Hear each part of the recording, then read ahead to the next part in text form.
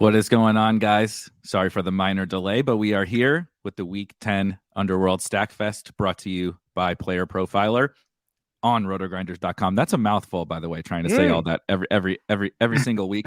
But the show is a mouthful, so maybe it's fitting. Again, thanks for hanging out with us for a couple minutes. This has been, the light of my week every single week, except maybe last week, because we've landed on the Stone Cold Nuts for like a month. I did not land on Joe Mixon, however, last week, and so in our very brief, trying to tell you, bro. I know We told you every line. I'm like, oh, there's Mixon again. He keeps showing up, and I'm like, yeah, I don't know if I can do it. And then 4 touchdowns in the first quarter or whatever, and the laptop was closed pretty quick. That's about the sum. Normally, we do a quick summary of last week, and it was kind of, did you play Joe Mixon, Justin Fields? We talked about a lot of those things. No, we talked about the innovate. What are you talking about? You can't just skip over. We invented a brand new way of stacking. Well, that is true. But the Fields Dolphins receivers stack. We're breaking the mold. This is awesome. Cole Kmet did score 2 touchdowns out of nowhere, which I think there might have been a team or two when we ran through the optimizer as well that pulled in Cole Kmet. But the reason why I just say that is because, yes, I totally agree. The Fields, Dolphins, lots of good stuff was discussed, but I hate those weeks, like when you're like recapping a week and it was like that one guy who was definitely not low owned scores 50 fantasy points. It's kind of like, it almost puts a damper on the analysis of the week. But this show, like you said, Did you tell Joe this? Did you let him know? Joe, No. You're really hitting my mojo hard here, buddy. Yeah, I get excited to come on and be like, listen, we're touting what other show is telling you about Khalif Raymond and spending 10 minutes on Josh Reynolds and all this fun stuff, Marquise Goodwin, and then come on, Joe, like 3 touchdowns was enough. 5, we don't need 5. But anything else I did want to touch? Then maybe last week we learned that we can kind of apply moving forward. Dario, we'll start with you. Yeah, I think the biggest thing is that Justin Fields definitely has a force in the Q1 range. I think it took a couple of weeks for everyone to accept it, but I mean, breaking the single game, regular season rushing record for a quarterback, that's pretty hard to ignore. And I think that we talked about how the Bears had been shifting their philosophy and had been using him better, starting with that Monday night game in New England. And that's just like, I run through projections and he came out in the top 5 quarterbacks for this week. So I think he's legit. He's here to stay. What do you think, Matt? I think that you just want to play games and stacks involving Miami, right? That's it. And then I know that everyone's going to be like staring down this Chiefs Jaguars game, but predictably, I'm maybe even slightly more intrigued by what we can do with Cleveland, Miami. So let's talk about that one first, because I do think, I don't know how I would compare the two, like you said, with my level of intrigue, but I think that things are certainly more clear to me in the Dolphins and Browns game. The Browns, as everyone knows, and Dario has pointed out in the past, kind of the Dolphins don't even play super fast. We know that the Browns want to establish it, but the Dolphins are going to score. They're going to score points on everybody, and it's basically going to come from 2 dudes, right? Tyreek Hill and Jalen Waddle. We have outlined on this show repeatedly. We'll mix in a little Gesicki. Sometimes Mostert makes sense. Maybe Jeff Wilson is going to be that guy that makes sense.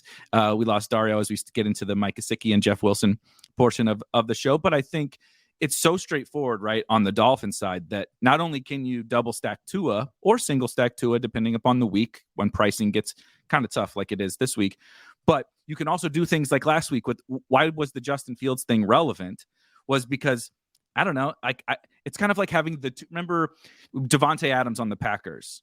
Every week it was like, I never need to play Aaron Rodgers. I just play Devontae Adams. We kind of have that with 2 guys on the Dolphins. It's like, yes, I want to play some Tua almost every week, but I can just kind of get that other side of the game, right? And then the Browns do have some really intriguing pieces, whether it's Chubb, whether it's Amari Cooper, DPJ, who I imagine we'll discuss, will be probably one of the hot button guys of this show.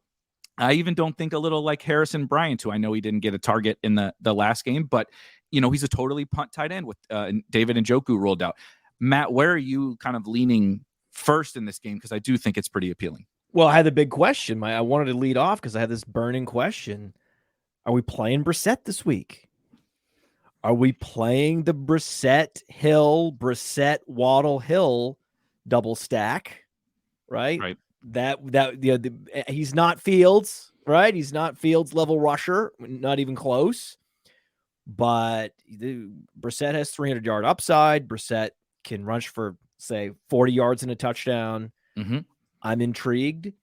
I like Donovan Peoples-Jones a lot. We've been touting Donovan Peoples-Jones every week as a nice upside play in that low fours on DraftKings. And this week, here we go again. I mean, this is it, right? This is it. I think this is also in seasonal leagues. This is the last week you can get DPJ off your waiver wire. I like that call. Like, this is it. Like, goodbye after this week, because then everyone can see Watson coming, and it's like, oh my God. So Dario, for best ball, hello. But yeah, I'm just sometimes I feel like I might back into these things. Like, I love DPJ this week, so then then I end up loving this game, and then I got to be careful about doing that. But so I want to throw it out to you guys. I think it makes total sense. Like you said, we're not trying to square peg round hole with Jacoby Brissett versus Justin Fields, but it's more of a roster construction thing, right? You don't need Jacoby Brissett to do what Justin Fields did. That's not the point. The point is that he's 5.4K on DraftKings. DPJ is really cheap. There's really no value this week outside of the tight end position. Like, if you sort by point per dollar right now in lineup HQ on RotoGrinders, it's like all tight ends, which basically means that it's a really bad week, because if all the tight ends are the best value, that's probably a bad sign. And so where do you save, right? You save at tight end. Maybe you punt one of those wide receiver positions with an upside guy like TPJ, and you have this cheap quarterback. Like, get me 20 to 25 and be on the right game. I think it makes a lot of sense. Where are you kind of heading in, Dario, with this game? And is it definitely, DPJ? Amari is a lot more expensive, but what do you kind of think about overall the Browns here in this spot?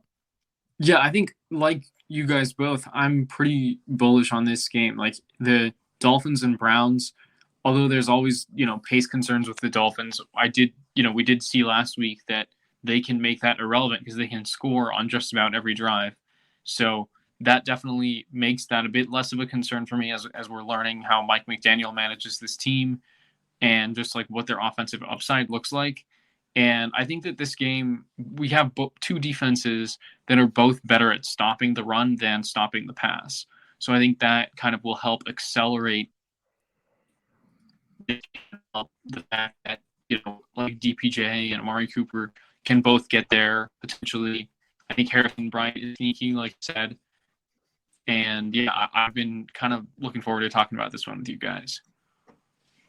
I wanted to bring up, Matt, while you kind of elaborate a little bit more, maybe on Donovan Peoples-Jones, because I do think he makes like just absolutely insane amount of sense in tournaments. When I go here and sort by point per dollar, he's in the top 10 to 12-ish on DraftKings for us. And when you look at his specific game logs, they would not be what you would think of from Donovan Peoples-Jones, right? Consistent. Every week, consistent. Every week, 12 points. Literally. Yeah, 12, every week, 12 points. Every week, 11 like exactly 90 air yards. And he's catching he's scoring, catching, deep passes every single week. His target share is extremely solid for the archetype of a player he is. He just hasn't hit the real home run. Right. Well, so like, I'm getting the high floor and I'm getting a high ceiling. He just his touchdown rate? Are you aware? What's his touchdown rate, Eric? He doesn't have one, does he? Yeah, it's zero. This is like I would ask everyone in the chat, please let us know. Have you seen in real life, real history, or fiction? Have you ever seen a tournament receiver like this in this situation with this skill set? 100th percentile burst score, playing all the snaps out at X.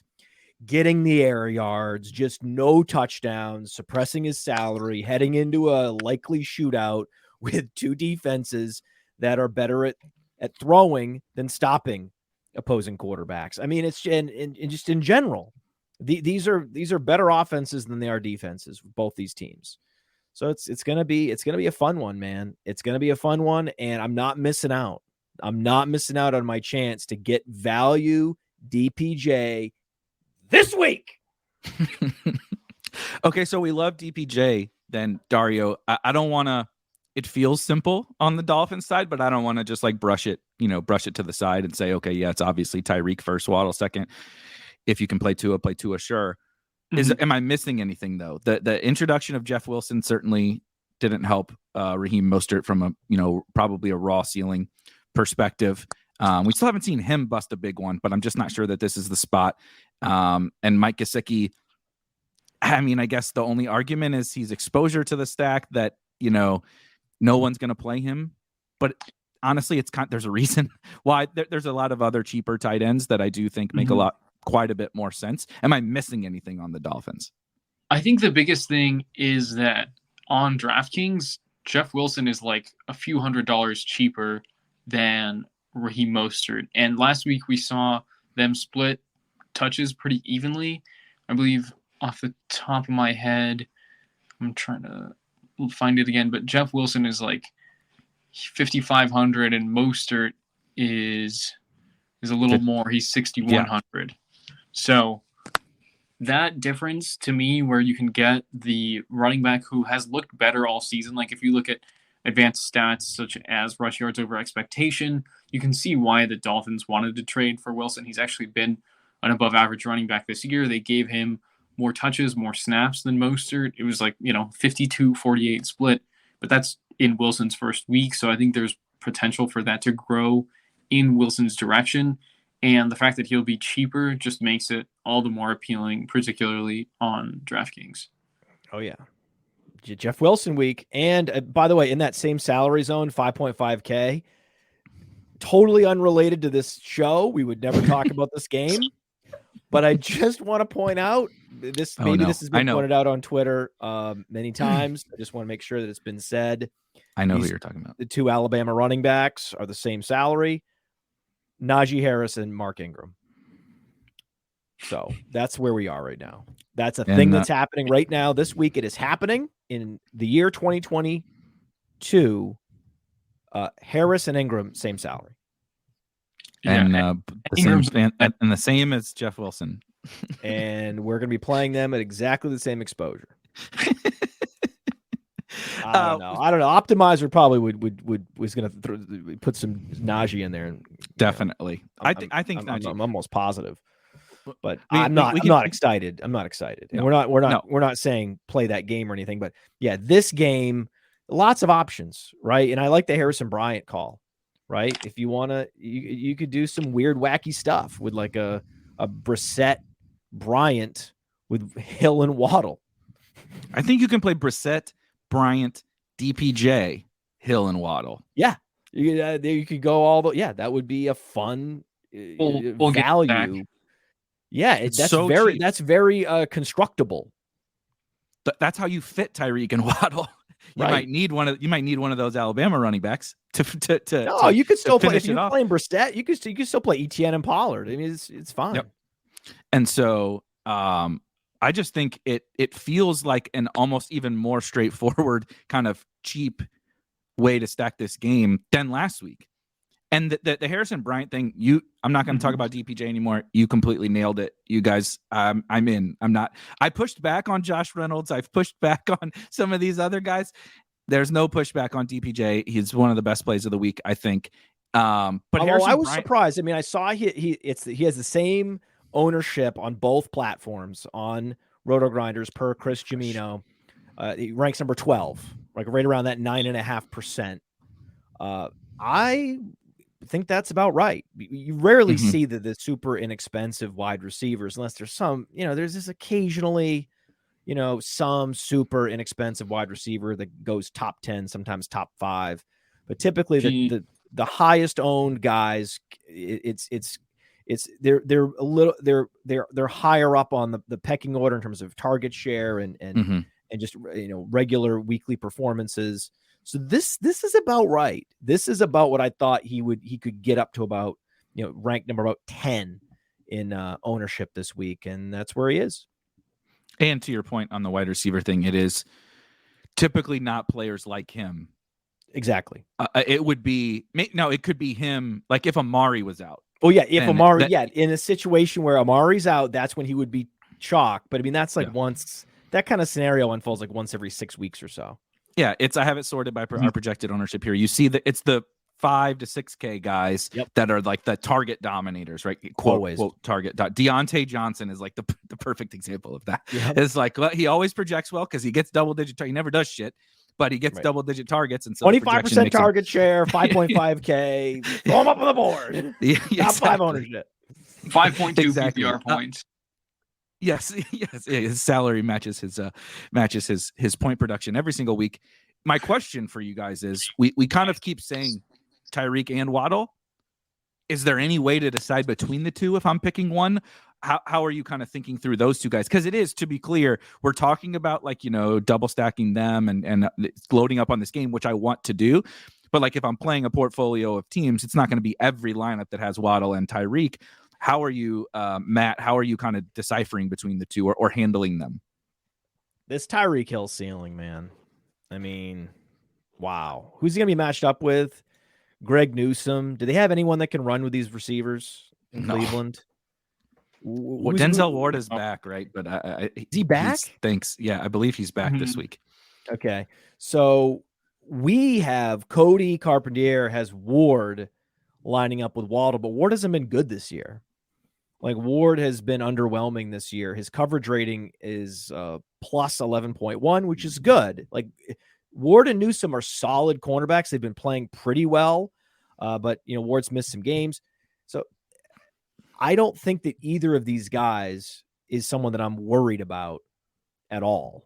So I think that Hill ceiling, man.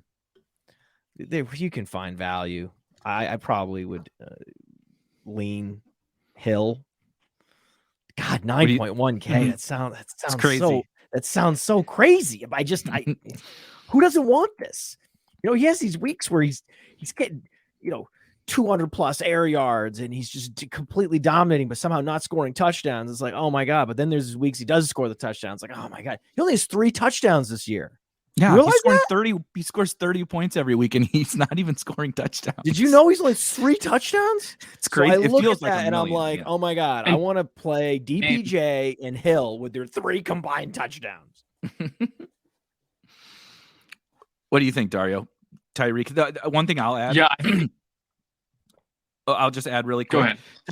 Tyreek and Waddle have reasonably similar projected ownership, which is kind of that tiebreaker for me. It's like we had the week, what was it, Lions week? Yeah, Lions week, where I actually didn't play Tyreek. Now you should have just double stacked them, but I just jammed Waddle. That was the week we talked about Waddle Gesicki as being kind of our favorite way to play that game, save some money off of Tyreek, and I was just jamming Waddle because not only was he significantly cheaper, he was far less owned. This week, it's like you look at it, 10% Tyreek, 8% Waddle, and the prices are still, it's like 1.7K different, but the ownership is like the same. So you're not getting as big of a benefit off of it. But, do you have any reason to prefer Waddle, or how are you thinking about them, Dario? So I think I still prefer paying up for Tyreek because Tyreek has 100 targets in their 9 games this year. Waddle has 69. So he has 31 more targets. That's full 50% more, pretty much. He's got 1,100 air yards and 1,100 receiving yards to Waddle's very good, about 812 and 778. But Tyreek is just on another planet right now. He's got a 33% target share, which is way higher than he ever saw in Kansas City. So Mike McDaniel, I think, knows what he's doing. He's getting the ball to Tyreek Hill, and I think that he's just clearly on a whole nother level right now. I think that if someone, we actually moved Tyreek Hill to wide receiver 1 in our rest of season rankings this week because he's just been completely nuclear this year. And I mean, I think there's concerns with Cooper Kupp and the Rams that they're just aren't for Tyreek Hill right now. Yeah. Like, is there a more comfortable click? Like when you click that Tyreek Hill button in, is there someone you feel more comfortable? Like, you don't ever feel like, even with Cooper right now. And I played some Cooper Cup like afternoon slate yesterday. The long touchdown was nice, but like the Rams stink, and like he can't overcome. He's awesome. He can't overcome a team that's only scoring 10 points every week. It's just not. It's just not really possible. So I just think Tyreek is the most comfortable click, and he's hard to fit this week. Get creative. Find creative. ways to do your job. Do your job. Play DFS. Do your job. Get creative. So anything else on this one? Play Tyreek Hill. Play Tyreek. Yeah. Also, we talk a lot about obviously game stacking here, but we also talk a lot about kind of some secondary stacks and stuff. You don't have to jam all in on that game, but like even if I'm not, a Tyreek DPJ secondary sounds pretty fun. Doesn't have to be hard.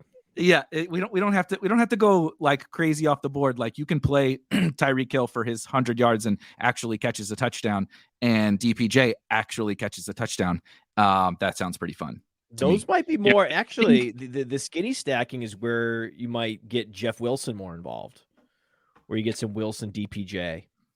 I like it. Yeah. So you're trying to do, if you're trying to be more aggressive with other games, that's a nice little salary saver, a skinny stack to get exposure to this game.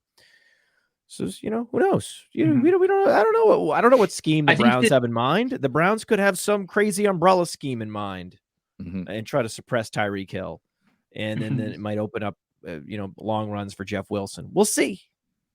You want to make sure you make all scenarios accounted for this week. That's the key. Go ahead, Dario. Right, and I think that if this game does get out of hand for the Browns, like there's always a chance for a sneaky Kareem Hunt game. We know he's going to run more routes and catch more passes and see more targets than Nick Chubb. So if you do get the Browns playing from behind, I know that like we've seen a kind of worrisome decline in snap share for Kareem Hunt. Like he hasn't had a game over 50% of snaps since week 5, but I think that if the game script breaks the right way for him, he's only 5,300, and I think you kind of want to be mixing him into your game stacks of this game. Not a ton of exposure, but someone that I think we shouldn't completely forget. Oh yeah, cheap dude. And I love your point about the game script thing. That's what's so important for these. It's important for Nick Chubb too, but it's important for these kind of, I'll call him ancillary committee back, whatever you want to call it, right?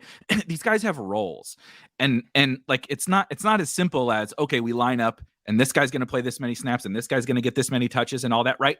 Everybody has a certain role. Why does Nyheim Hines catch 8 balls one week and 0 the next? It's because if the game doesn't go according to his skill set and his role, he's not going to touch the ball. We haven't really seen that for the Browns a ton this year. But I also like it this week because Hunt is finally continuing to get cheaper and cheaper and cheaper, because they've been pricing him $6,000 or something because they're being smart about, okay, just in case Nick Chubb, is out or something like that. They don't want Kareem Hunt to be 4,500 and 95% owned.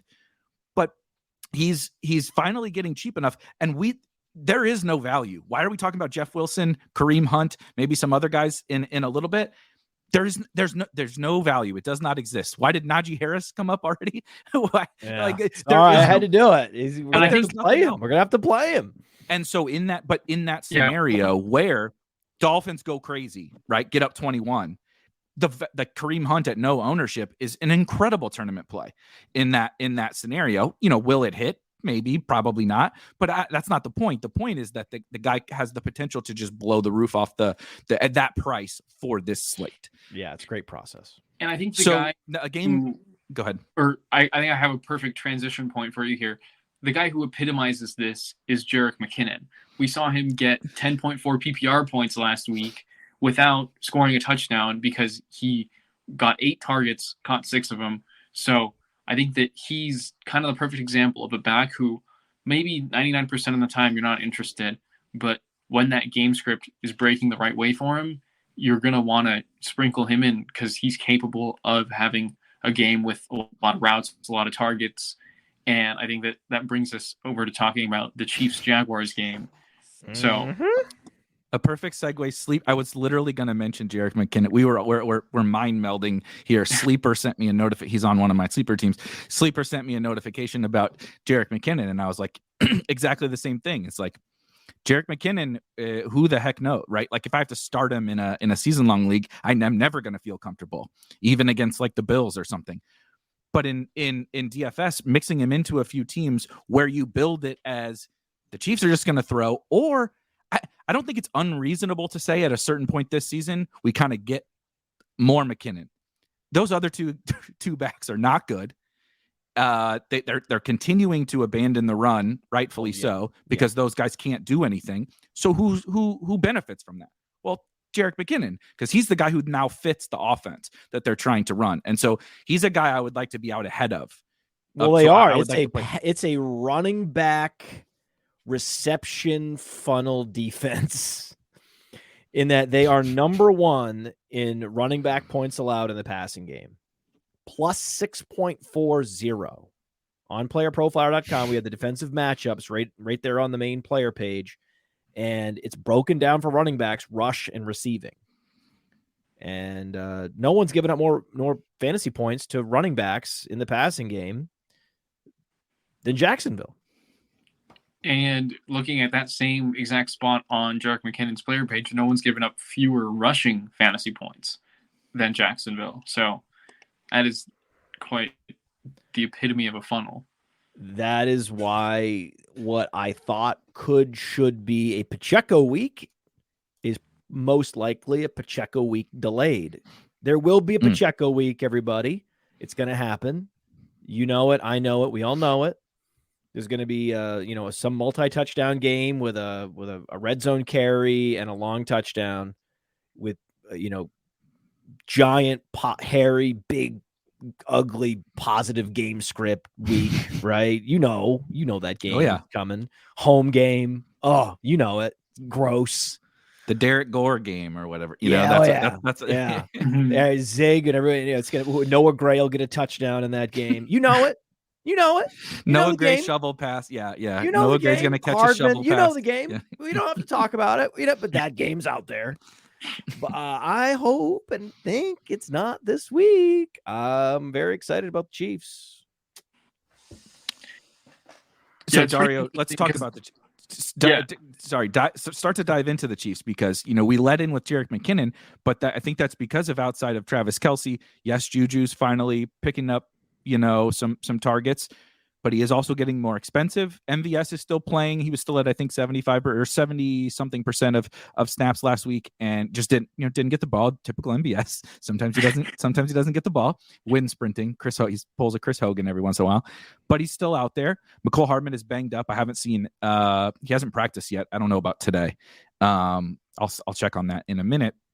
And then they introduced Kadarius Toney, right? So it's like, I think, what did he play? Like 9 snaps, but still it's a little murky. So that's why this game, people will be like, I don't know. I can just play the Dolphins guys, which we love, of course. Mm-hmm. But like, are we really going to not play any Patrick Mahomes wide receivers against the Jaguars? Start to break it down for me. A Hardman no show Friday practice. Okay. Mm-hmm. Okay, that makes this conversation a lot more fun. Sorry, McCole, but it does. It was going to be fun regardless because, if you think that Kadarius Toney is taking over for Marquez Valdez-Scantling, you're dead wrong. You don't know what you're talking about. He's taking over for McCole and Sky. Thank you. That's exactly right. So you're playing MVS as if Toney doesn't exist. Yeah, I love it. This is a game where the Chiefs are favored by almost 10 points. Like in any other circumstance, if this team had any ability to run the ball, we'd say this is a game where we're loading up their defense and their running back, and this should be a big, comfortable win for the Chiefs. But like we just talked about, they have no ability to move the ball on the ground. Last game, I think Clyde Edwards-Helaire and Isaiah Pacheco combined for 9 carries for 8 yards or something ridiculous. Yes. Like it was truly just unheard of backfield statistics for them. Again, maybe the Titans run defense is a little bit better than average, but again, I think this shows that's a big weakness for the Chiefs, and they're going to need to rely on Mahomes' arm. They're going to need to rely on Kelley. And like you said, Juju Smith-Schuster has really been establishing himself lately as a primary option in the middle of the field, kind of beating that cover two underneath those zones. So I think that's my default Chiefs double stack is don't overthink it. Play Kelley and Juju with Mahomes. And it's expensive. You'll have to get creative around it. Maybe run it back with a Zay Jones or an Evan Ingram, who I think are good secondary pieces that are slightly more affordable. I mean, you can pay up for Christian Kirk in some of those stacks as well. I think he's legit too. And I think that this is a game that we don't want to forget about. Like this is, we get excited by the Lions and the Bears or the Browns and the Dolphins. And those games are juicy, but like the Chiefs by default are a DFS, printing press. So we got to keep coming back to them, like play your Mahomes stacks, because we know that they can just break the slate any given week. Well said. Well said. Yeah. Well, I mean, your audio sucks this week, but well said, Dario. Yeah, you powered through the bad audio. You're making up for it with just the oratory skills. Make great points. This feels to me like not quite the same thing because the ownership was really just kind of crazy low on that game. But the 49ers and the Chiefs game a few weeks ago, where it was clearly a spot that the Chiefs, pass funnel, right? There's no real reason for them to try to pound Pacheco and CEH here into the strength of the Jaguars defense. There's all the reason in the world, especially they traded for a wide receiver. They got the best tight end in the game, right? They paid Juju some money. He's flashing. They're winning games with Mahomes. There's no reason for them to go away from Patrick Mahomes to give CEH the ball more. Like, it doesn't make any logical sense. And yet, no one's really playing those guys. No one's like, the ownership is in check because Kelley is, you think it's hard to fit Tyreek Hill. Now try to fit some good wide receivers with an almost 8K tight end on a week where there's no value. Then it's really tough.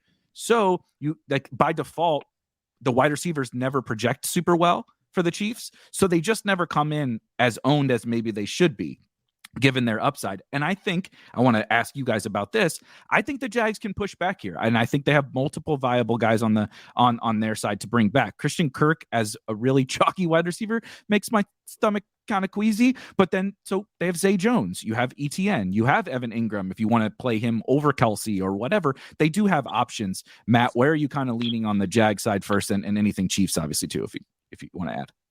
Yeah. So just, I think y'all know where I come down on these chalk wide receivers. Fade, right? So 20% ownership on Christian Kirk. Highest owned wide receiver on the slate right now. On DraftKings, and then another 18%, top 5 on FanDuel. I can't do it. Get out of here. Get out of here. And I'm not saying don't ever play him. We want to play this game. Right. So if he were in a game we weren't excited about, then you could just scratch him. But we can't scratch him. He's going to show up in plenty of lineups because we're going to be heavy on this game.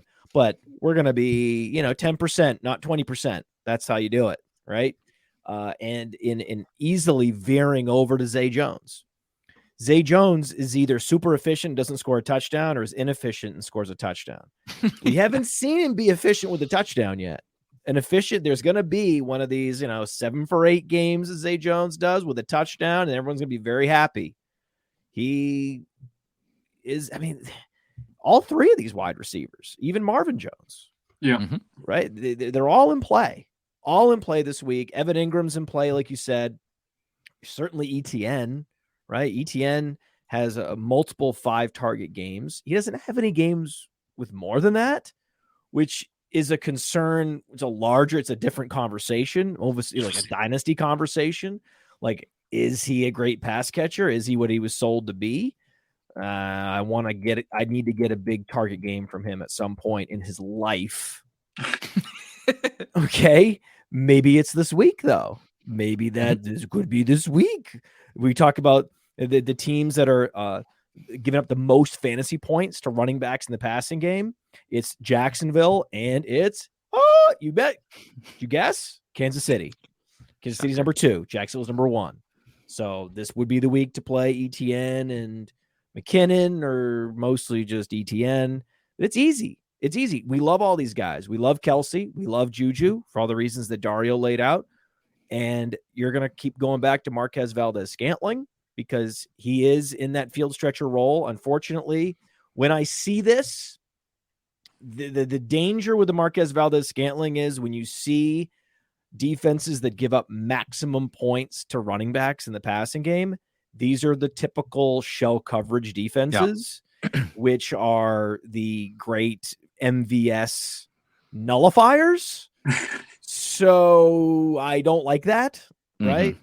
So that's a little bit of a cheat. If everyone's trying to get the cheat code there, it's a little bit of it doesn't always work. Like, I'm not saying this is the shortcut that always gets you there faster, but you see a defense that's giving up a ton of running back receiving points, probably not the field stretcher defense you're looking for, and vice versa.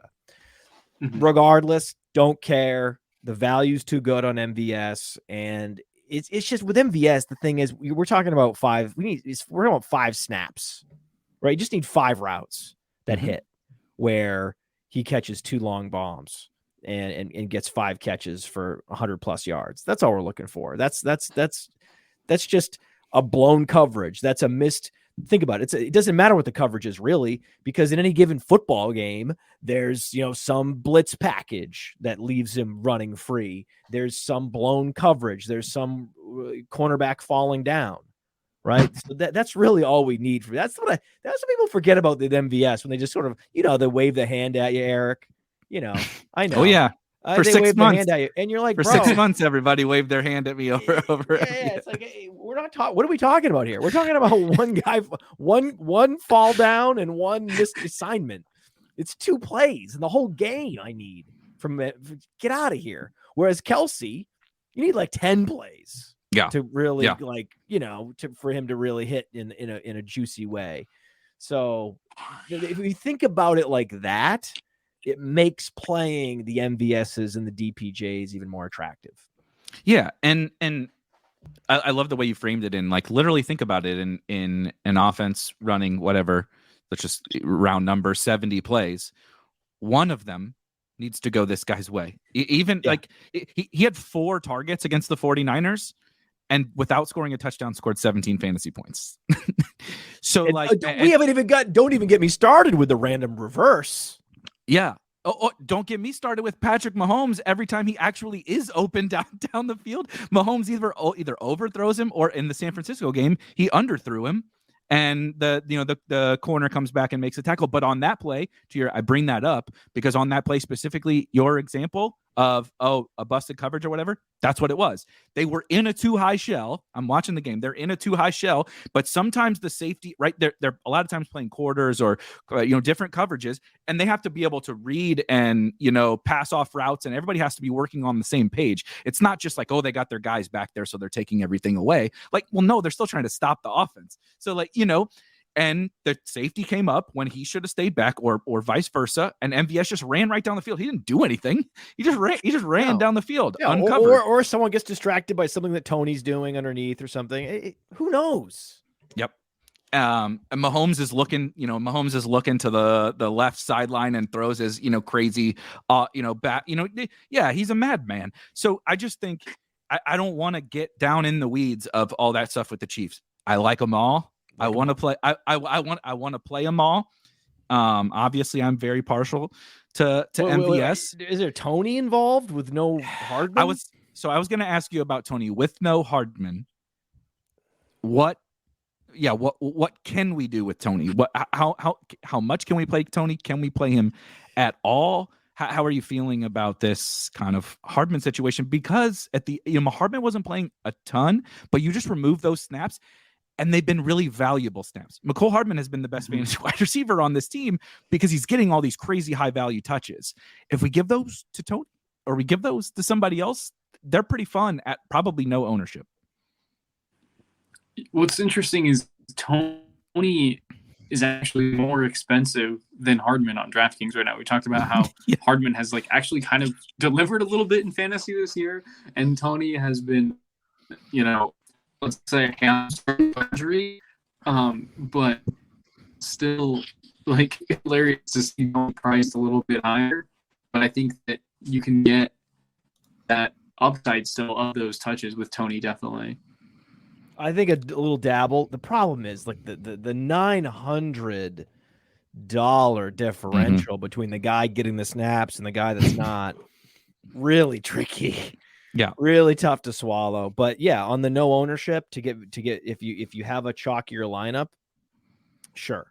Right. Maybe a lineup where you have Kirk, you could play Tony.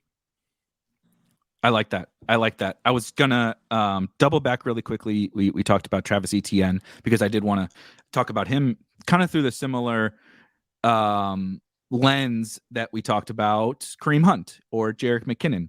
He has not, like you said, gotten a lot of targets or even a ton of usage in the past game. Part of it, James Robinson was obviously there for part of the season. The other part is they've gone just crazy run heavy with him on the ground, right? I mean, 28 carries. It's just absolutely crazy the amount of volume he's getting. They have not gotten into a script like we would expect. Dario mentioned, so the Chiefs are 10-point favorites in this game. So that theoretically, like you said, that normally on the Chiefs side would lead to a script of, the running back and the defense. Well, also that should lead to the pass catching running back on the other side. Matt also outlined that it's the perfect matchup. The Chiefs give up tons of checkdowns. It's now or never ETN catching the ball this week. To me, it's basically now or never. I do think this is something people didn't talk about coming into the league. Everybody thought he was this pass catching specialist. He did catch some balls, right? I'll never forget it. He was interviewed before his senior year talking about how he knew, like he used to come out on passing downs at Clemson because he had stone hands. He actually couldn't catch early in his career. He was just so explosive. He said, I wasn't a good pass catcher. He just went out on the jugs machine. They were like, you better come back to school and learn how to catch the football if you want to play NFL running back. He did. He's still not a natural pass catcher. No. So that's like my only concern, right? Is they do get down and it's like, I think it will be him. But if it was JaMychal Hasty, would I be so surprised? Not so surprised. So I go back and forth. I hope not. But you know what I mean? Jamal Charles, man. I think we just got to play him. I think with this game, I think my most popular run backs from Mahomes are going to be Zay and ETN. And that's where the game stack comes into play, where you can go full game stack. And you can play MVS, you can play Zay and ETN, and that's very, very, very feasible. Definitely. Anything else, Dario, that we missed on this one? Yeah, I think that just about covers it. I think one thing that comes to mind as we're talking about ETN and his like pass catching abilities is, remember, he was drafted by like the Urban Meyer era Jaguars, and they were like, oh yeah, we just spent a first round pick on a running back and we're going to use him as our third down back. And I think that's a good like disclaimer for whenever we think about ETN's talent profile, is like he came into the league, we had this perception of him as a pass catching back, and that was partly because that was the way that Urban Meyer viewed him at the time that he drafted him. And we just have to remind ourselves that Urban Meyer like is a complete fool, and we have to like kind of treat all that with a grain of salt. It's really come full circle because Urban Meyer drafted Travis Etienne in the first round to be his Kadarius Toney, ironically enough. Kadarius Toney's on a different team now. And Kadarius Toney, who now is on the Chiefs, and they're playing each other. So the fantasy gods are effing. Urban Meyer used to coach at Florida, where Tony was. And, oh my God, the circle is so circular. All right, unrelated to this, I don't think. Well, I guess related. Are we just assuming that Josh Allen's not playing? Great question. Should we talk about that game through both of those lenses really quick? Let's talk about it. Dario, are you expecting Josh Allen to? I haven't been following that closely. I believe he practiced in some form or fashion today. I just saw a tweet that said he was wearing his practice. Somebody spotted him wearing his practice jersey. This is the kind of reporting we're getting now at this point in the season. I don't know. I don't know what to do. He shouldn't. Just for the record, I'll say that this may not be relevant. Sorry to interrupt, Dario. He shouldn't play. I just want to make sure I editorialize. He should not be damn playing, but don't trust NFL teams to do the right thing with their precious commodities. $400 million asset. No, just put him out there. So Dario, what are your general thoughts on him? And then let's do the scenario in which Josh Allen plays and the scenario in which he doesn't. Frozen. He's frozen. Look at him. Okay. Look, he's so ready to talk. He's ready. He's about to say something. Oh, Dario, you dropped. Oh. So just so everybody knows, Dario's internet connection is raining in California. When it rains in California, all the infrastructure just melts. So he has no internet, and now he's on cellular, and now the cellular towers are giving him a problem. So, we were getting a little bit of glitchy Dario today, but trust me, it's better than no Dario because I need him. I need Dario on this, or I'm sunk. Exactly. Yeah. Josh Allen in, Matt. Let's do Josh Allen in. Oh yeah, you got to play him a little bit. And you think you would think, right? What would this total be if they knew he was playing? Because I look at the total. The reason why I'm like he's not playing is because the total is 43. The total is 43. That is an indication Vegas is like he's not playing. Could it be that they think their defenses are good enough to put that total at 43 with Josh Allen playing? That's so low for a Josh Allen game, especially wild against the Vikings. They're not playing the Jets. They're not playing the Jets or anything. They're playing a great the Vikings. offense. Usually two good to great quarterbacks because in another year, Kirk Cousins. I mean, his numbers aren't at a level yet, but just with a 7-1 team, if he has a great second half. And, Mahomes comes back to the pack a little bit, there could be an MVP conversation there. So usually you'd think, two potential MVP candidates squaring off against each other. The defenses don't matter as much in that scenario. Mm-hmm. So it's going to be a 50-point total, period. So now I'm looking at 43 going, I mean, how often do we talk about a game with a 43-point total on this show? Yeah, not very often. When's the last time Josh Allen was in a 43-point total? I mean, it's just odd. And, Minnesota does give up a lot of fantasy points to opposing quarterbacks as well. 8.6K. I mean, Murray is more questionable even than Allen is at this point. I don't think anyone's excited about playing Murray this week anyway, in what's supposed to be a low-scoring game. Then you're down to Tua. Of course, we're playing a bunch of Tua. Then it's Justin Fields, right? So it's not like you have that many quarterbacks. We've already exhausted our Brissett stacks. Yeah, we didn't talk about the possibility of playing Lawrence. Lawrence is very much in play, but definitely I'm much more focused on just making sure we play Mahomes. So we got Mahomes, we've got Tua, we've got Brissett, we've got Fields. It's just our quarterback, arsenal really deteriorates quickly. So it's like, how do you not play Allen if he's going to be out there? Probably got to play him. Maybe he's running more. I don't know. I don't know either. I don't know either. Dario, if Allen plays, two-part question. Allen or Mahomes if Allen plays, and then assuming Allen plays, what are we doing with the Bills wide receivers? Diggs, Gabe Davis, mostly those two. I think if Allen plays, I'd still slightly prefer Mahomes, but it's not necessarily a runaway because, like you said, Josh Allen with his legs, he's a goal line vulture running back and a quarterback with a cannon. He threw the ball 70 yards on the play after he took that hit that hurt his elbow. And it hit Gabe Davis right between the numbers. Like, don't remind me. It's pretty unreal what he's capable of. So I think that this. What happened on that play, by the way? What happened on that? What was the end result of that play? Can we just bring the MVS and Gabe Davis still through 9 weeks has been enough. It's taking years off my life. It's absolutely games, man. I need to just like get another hobby on Sundays. I can't handle do yard work or something. I cannot handle these MVS and Gabe Davis drops. So but bad. It gives me very similar vibes to the Justin Herbert Jaguars game that we saw early on this season, where it was the first week where Justin Herbert tried to play through his rib injury, and we saw the line move. We kind of all thought it would be Chase Daniel, but I'm still projecting that Josh Allen plays in this game, at least, as far as player profilers projections go for now.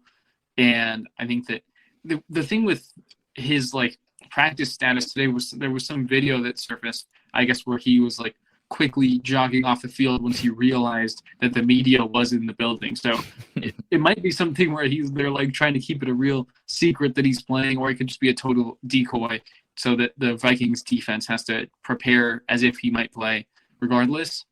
But I think that given all those question marks, I think I'm still kind of leaning toward Mahomes, given that, that head-to-head. You got to close your eyes and go back to the Allen, Gabe Davis stacks. I know you hate it, but you got to do it. I'm glad you brought it up. Shocker. I'm glad somebody brought up Gabe Davis. Well, 50-50 so far. We're batting 500 on happiness on Gabe Davis mentions. But I think he's the guy, right? You talked about Kelsey versus MVS. This is the same example of Diggs versus Gabe Davis. I know Gabe is a little bit more expensive, so he probably can't get there on just one play. He can get there on two. He did it. He did it already this year. Broke a slate on 2 catches. And if he doesn't let the ball go through his hands and basically hit him in the face on the bomb that Josh Allen throws, we're talking about a different outcome from him. And nobody's going to, all this uncertainty around Josh Allen, around the Bills and all that is there's this home run hitter at 3% ownership in a great matchup that nobody's going to play. And his price has come down a little bit. It got up more into the 7K range. It's down a little bit and gives me the access to this Bills. I haven't built a team like this, but I'm thinking through a lot of the stuff we're saying. It's there's some cheap Chiefs. We talked about some cheap running backs that make sense, or maybe it's a Brissett team. I can still get access to the Bills. Yeah. And I can still get access to this game. There's some interesting Vikings too through someone like Gabe Davis. And I don't even need Josh Allen to be full-blown Josh Allen. I just need him to be good enough to hit a couple bombs to Gabe Davis, So he's the guy that jumped out to me in this one. Dario had a popular tweet about TJ Hawkinson this week as well.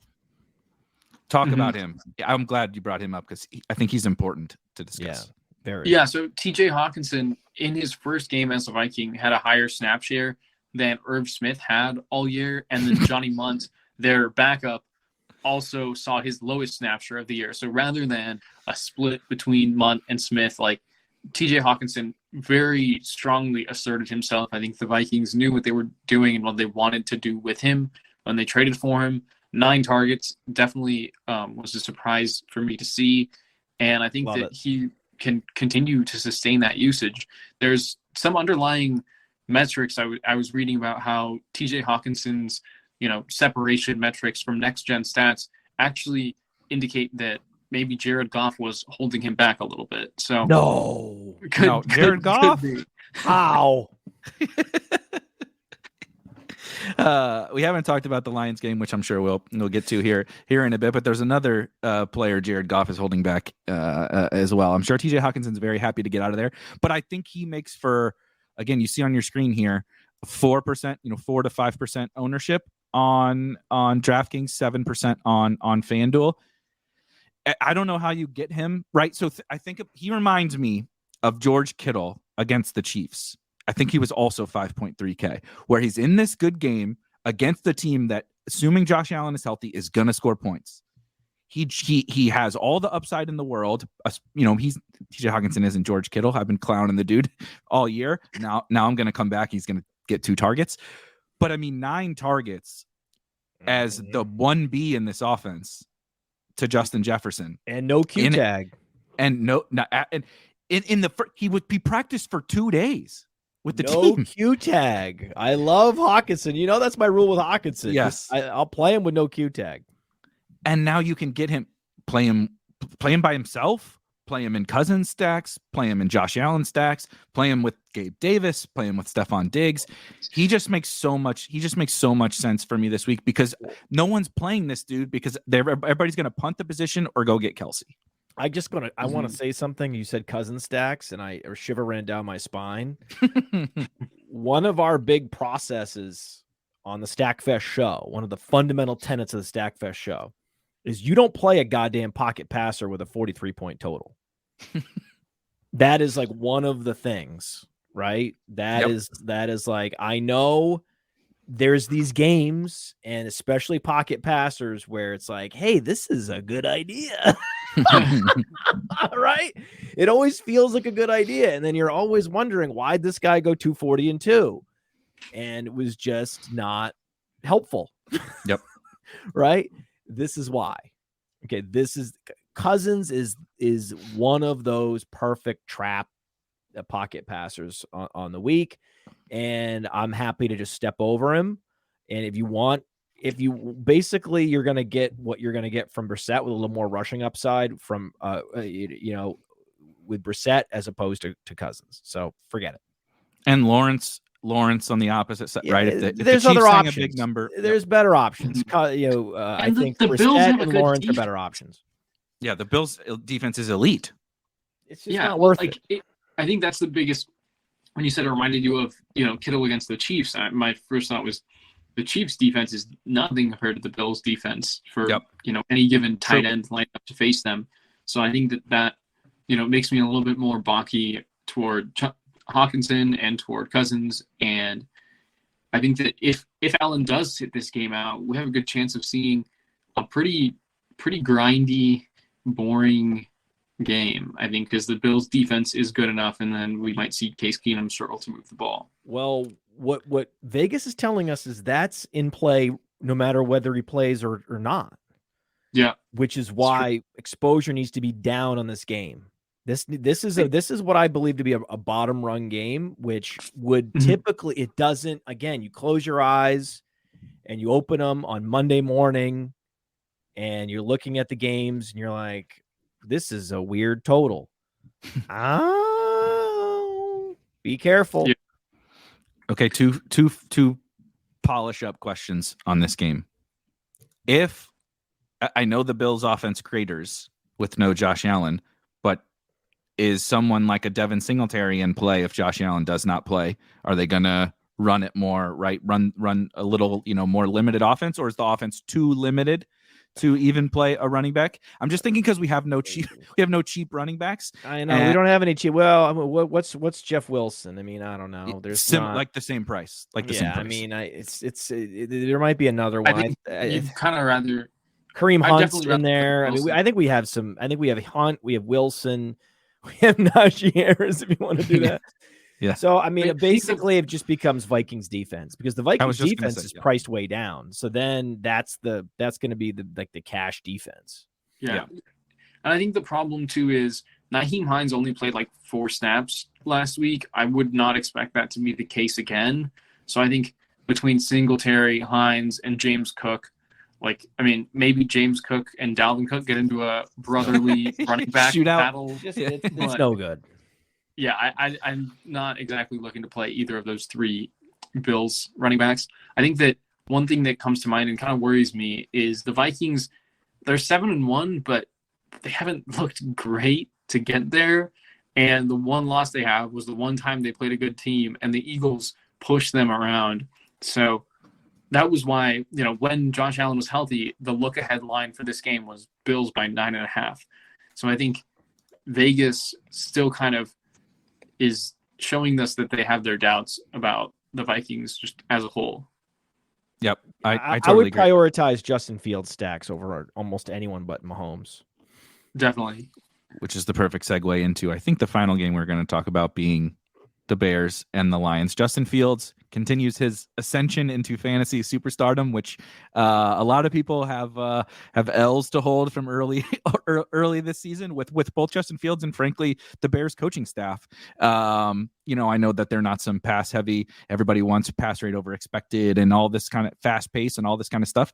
But when you're throwing to Equinemius St. Brown and N'Keal Harry, they found a way to be really productive on offense. I believe it was over the last month of the season. No one has a higher percentage of their drives end in points than the Chicago Bears. Now they add Chase Claypool to the mix, who I think is going to, he's not a star, but he's better than those other scrubs they were playing. At least provide some, dynamic ability on the outside.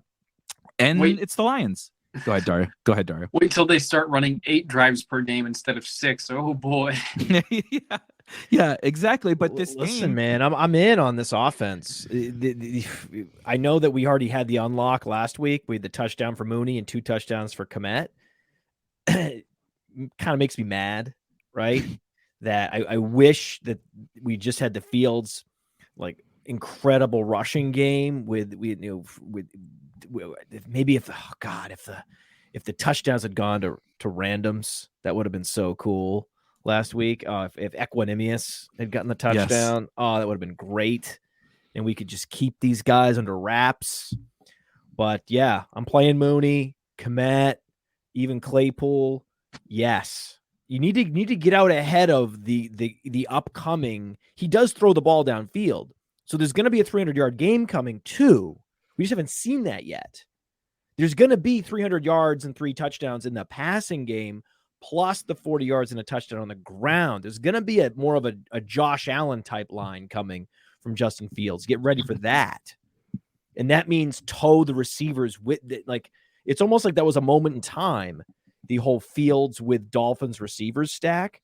Mm-hmm. I'm sort of over that already. That was like a 1-week thing. I'm now on board with playing Bears receivers. Right. Who's your favorite, Dario? Where are you leaning first on the Bears? I think you kind of have to start with Mooney. He has the big play upside. He has the speed. He's been earning the targets. Like anytime there's a narrow target tree, you're probably going to have a strong alpha, and that's been Mooney so far this year. I mean, there's a chance that Chase Claypool eats into that somewhat, but I think even last game, Darnell Mooney still out-targeted him. And just like I said, between the upside on any given play, we've seen him have like 50-yard bombs and really long touchdowns in past years. So I think that Mooney is definitely the one that you're firing up the most in terms for Bears pass catchers. How much Claypool do I dip my toes into? How do you feel about it? Right. So we kind of have this weird scenario with a bunch of these. He's sub 4K or sub 5K on DraftKings. Mm-hmm. I don't know his ownership. We'll look his ownership up real quick. Yep. That's interesting too. I doubt it's very high. It can't be 9.5%. Shit! I think really? I think. I love you, Jamino. I love you, Jamino. I would be surprised. I would be very surprised. I know. I don't know about that. People are looking for reasons to stack Justin Fields now, which is kind of funny. And so I guess that's maybe inflating it. I guess that's what it would be. Mm-hmm. But that feels high. That feels a little high to me. I don't know. I don't. That's not great. But I love the athleticism. I love the big play upside. Remember that 4 touchdown game he had in Pittsburgh? One of them was on a reverse. Mm-hmm. So this is what I'm talking about. These are these are the plays. You almost have one. I don't know if this is a rule of thumb, but it almost feels like in every Millie Maker winning lineup, there's always one weird touchdown in there. And he can do that, right? That's something he can. If he's value and he's got a clear role as a number 2, and this is an ascending offense, then I'm in on Claypool. Right? I'm not in on Claypool when he's competing for targets with Pickens and Deontay Johnson on one of the worst offenses in the league. No. And suddenly, the whole thing has changed. The math has totally changed on Claypool. I'm back in. I know at one point I said he should switch to tight end and that Cole Kmet's job was in danger. I'm sorry about that. And that was wrong. And it's not like Claypool's even done anything to disprove it. He hasn't done anything yet. But that's the whole point, is you got to get out ahead of it. We got to get out ahead of it on Claypool. You know what's coming. You know a big game's coming for Claypool. It's like one of the easiest things to spot in space. You don't even need a telescope. Round pick for him. They're not going to be like, oh yeah, just run 2 routes this week, Chase. Like, we're good. Yeah. No, he only had a 45% snap share. That's going way up. Yeah, I would assume he's going to run most of the routes, which is also like the more important thing, right? If he's out there blocking when David Montgomery's running, he's pardon my French, he's a shitty blocker anyway. It doesn't really. Damn, Jamino, I can't believe this. This is the one bummer of the whole thing. Is I was hoping we could get him outside the top 30 ownership. So God damn it. I wanted to you mentioned like, oh, the 4 touchdown game when he was getting carries a bunch back then for the Steelers, or the little pop pass, right? Which is the McCole Hardman, if you will. He got a bubble screen. He got a carry last week. There's red zone plays, jump balls. There's all these things. He's officially very, very, very, for the first time since that rookie year, he's very interesting. The other very interesting guy to me on this offense, we would have said, DFS has evolved so much that we would have said a couple of years ago, the maybe most appealing stack with the Bears with a rushing quarterback that we all want to play.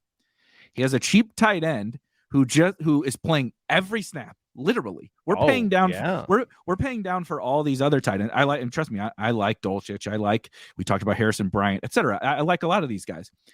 Cole Kmet has the game finally, right? Gets the targets, plays every snap, and scores 2 touchdowns.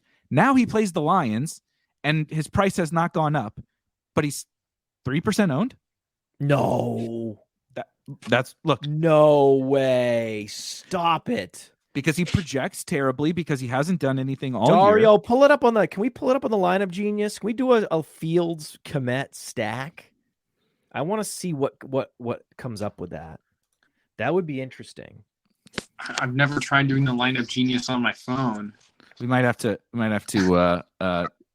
you could run some on your workstation and just just try it on your computer. Just tell us. You can just tell us. Yeah. So pull it up. So we're talking Fields. Yeah. So Fields Kmet stacks. I mean, this is very. The question though is, what do we do on the run back? Like, are we worried about run back, or we just forget the run back? Don't run back. I think why run? Do we even need a run back? I'm on Ra again, doing that again. Yeah, I'm doing it again. I think we are. I'll push the button on him for now. And okay. He's getting targets.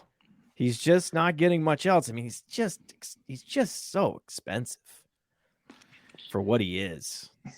He's another guy though that I think is fascinating because so this is, I was going to mention this on Harrison Bryant, but it also feels the same for Cole Kmet. So while Dario runs this, right, Harrison Bryant goosed in his first game, but it was a primetime game, right?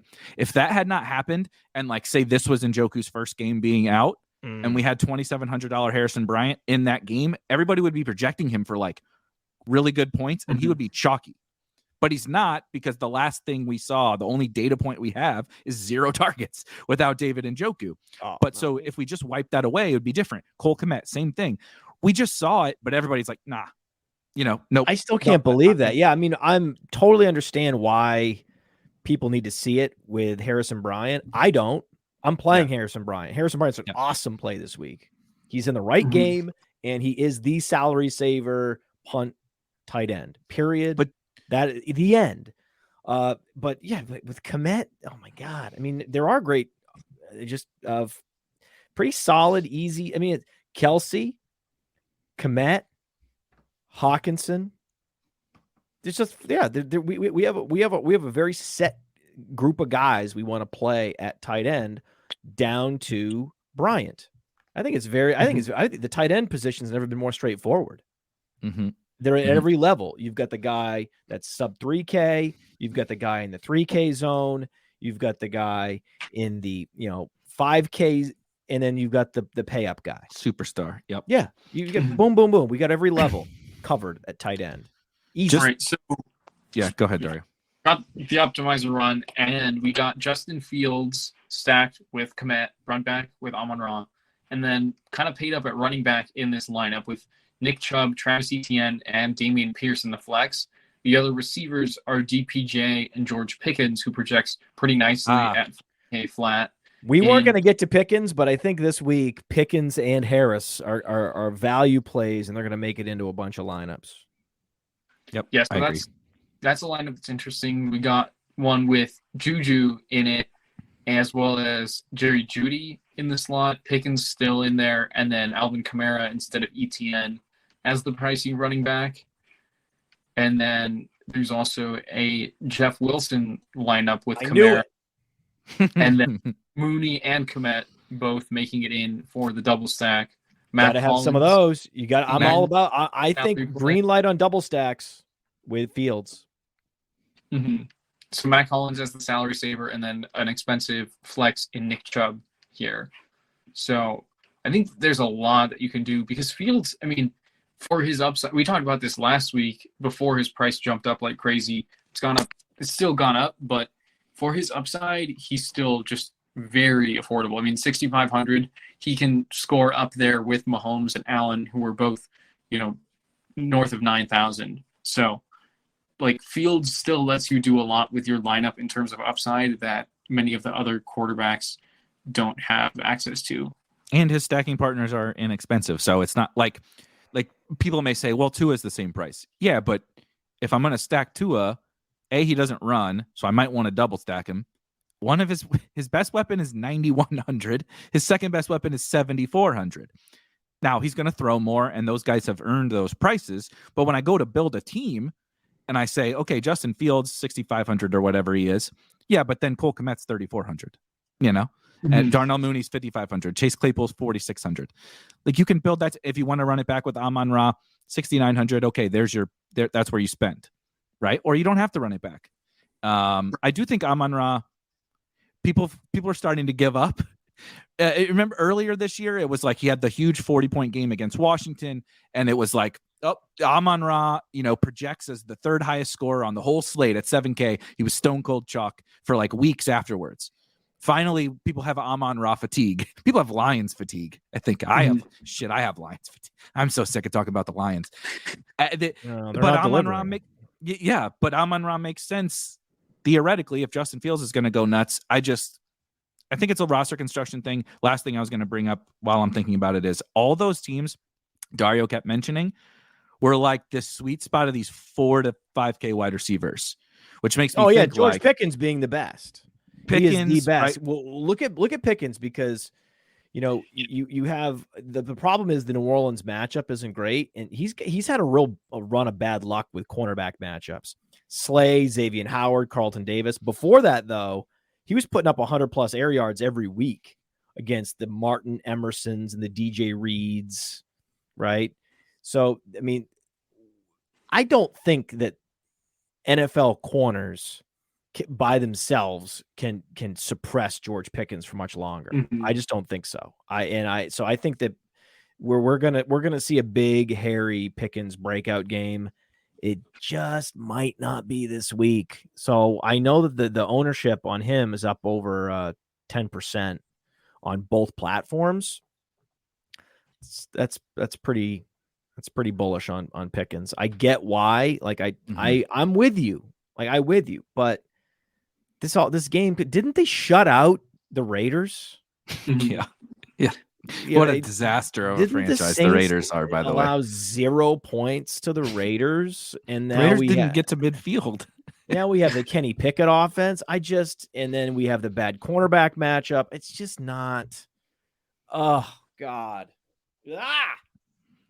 Yeah, I think there's a little bit like I caught myself in midair, right, about to jump off the building with the parachute. I'm like, whoa, and I'm coming back to the building. Like, well, no, maybe not this week for Pickens. I'm right. Of course, you mix him in there, but maybe the optimizer is a little over its skis at this point. I do like him. I do like him as we talked about these. I do think these other 3 games that we talked about are the priority. I don't really want to play Kenny Pickett or certainly not Andy Dalton. Especially also TJ Watt is back. Terrible game, a 40-point total. What are we doing? But I think a Pickens with Kamara or something like that in a lineup, I think that there's merit to some little because it is a little bit focused. It's a little bit focused on Jarvis Landry's back. We got word while we were doing the show. He doesn't even have a designation for Sunday. Hey, these 30-year-old wide receivers. It's amazing. They all take 6 weeks to get healthy. or Michael Thomas 3 years Poor Michael to get. Thomas, man. But Keenan I do think Allen, don't get me started. you can play the Pickens and stuff of the world, I think, because it fits where I was kind of come back to. We can stack these games that we really like. Dolphins maybe are a little bit different, but even the Chiefs game, you can get your kind of expensive running backs or spend on Kelsey. And we have this every wide receiver we talked about besides the Dolphins today is like no more than 6K. Juju. You know what I mean? So there's a bunch of cheap but all wide else receivers. equal, again, our process with this show, okay? If you're going to pick one of these wide receivers in that 5K zone, my suggestion is you chase the points and you chase Claypool. Oh, God damn. Cut that, Steve, please. How long were you holding that one? Some of that is just happens. And most importantly, don't forget about Donovan Peoples-Jones. 100%. I mean, will we? No, definitely not. Not on this show. Not. Chase Claypool. My lineup came preloaded with DPJ, Chase Claypool, and MVS. I think this week was just ship it. Bye, everybody. Yeah, exactly. Anything else? Any other games that we didn't? I know. Really, there aren't any other games I particularly want to stack. But anything else that has jumped out to you as we talk through this before we wrap up? No, I think we can go to our final thoughts. I have final thoughts on this. Go for it. I want to pay up for Dolphins receivers, and when I'm not, I'm paying down. That is, I think, the rule of this slate. And when we ran the optimizer, we saw that. We saw these Dolphin stacks, and then we saw paying up at running back. So we saw some move up at running back. We saw some Chubb, some Barkley, Kamara. You mentioned is a great play this week. So that's really the move. We get a lot of fun options in that the wide receiver value zone is, I think we could easily be looking up, and it's an all wide receiver value zone taking down the slate. What do you think, Dario? Yeah, I think I would agree with that. I would expand your point on the Dolphins wide receivers to be about that Miami-Cleveland game in general. I think that we've now seen that the Dolphins can accelerate any game. They're like Tyreek is like throwing gasoline on a fire that is right. any NFL game. That's the best. That's the game of the week, baby. Grease fire, too. Yeah, that's definitely my game of the week. And I think that you play some Donovan Peoples-Jones, some Amari Cooper, some Harrison Bryant, even that little bit of Kareem Hunt, even those very few Jacoby Brissett lineups. There's just so many pieces in that game that I think it stands to have a lot of potential to become the game of the week. I love that. And I also love this segment because what I always end up doing is taking kind of the things that you two said and kind of combining them into this whole picture that we're putting together here. But it is definitely, you can get that Dolphins game and spend at your wide receivers. And then let's find these unique running backs that we kind of talked about mostly at the top that need this script to play out, the scenario to play out, right? Kareem Hunt. If you're going to go spend $9K on Tyreek Hill, you probably can't get Saquon, right? So what do I do then? Well, Kareem Hunt makes a lot of sense. So I'm building in those running backs, McKinnon, these Jeff Wilsons, these guys into the lineups when I'm spending up at wide receiver, because I do think the Tyreek Hill and Waddle and stuff ownership's going to be held in check. Because look, everybody sees the same thing. When Dario runs the optimizer, I'm going to run it too. Other people are going to run it on Sunday. It's going to spit out these running backs with the cheap wide receivers. Well, so then Tyreek Hill is not going to be super popular. That sounds pretty good to me. So I love that. But then the other way I would do it is exactly what Matt said, but I'm going to then get unique with those wide receivers. I love George Pickens just like everybody else does. I get why Christian Kirk projects well. I get why Deontay Johnson. I get it. I get all those guys. But give me the guys that the other people aren't going to play, right? I like Juju too, but why do we talk about MVS? Why do we even talk about Kadarius Toney? Because all these guys have crazy upside there too, and like you're really not giving up anything. What's the difference between MVS and whoever, another 4K wide receiver? Talking about Zay Jones too. Zay Jones is that one of those variance plays? Play Zay instead of Christian Kirk, right? Play Claypool instead of George Pickens. Which is kind of funny because they both benefited from the Claypool trade. Yeah, that was great for both. Yes, exactly. Win-win. Exactly. But so that, you know what I mean? When I'm going to jam my ETNs and Kamaras and Barclays and stuff into my teams. I don't want to play the same wide receiver value as everybody else also. So it's kind of that two-pronged approach, right? Let's go get funky with our Tyreek teams, and then let's play some of these stud running backs because it makes the most sense as the optimizer told us. But then let's make little tweaks, right? Give me the DPJ, MVSs, Claypools. Give me those guys who need kind of some crazy stuff, big plays to happen. But that's exactly what I want in tournaments. Those guys. Yeah, reverse touchdowns. Yes, reverse touchdowns, and please God, don't drop the 70-yard touchdown that Gabe likes to do. That is going to wrap us up. Thanks for hanging out with us. If we missed your questions, come back next week. We'll try to hit all those questions. So for week 10, Tyreek, Jacoby Brissett, DPJ, we're having some fun. And we'll see you guys in week 11.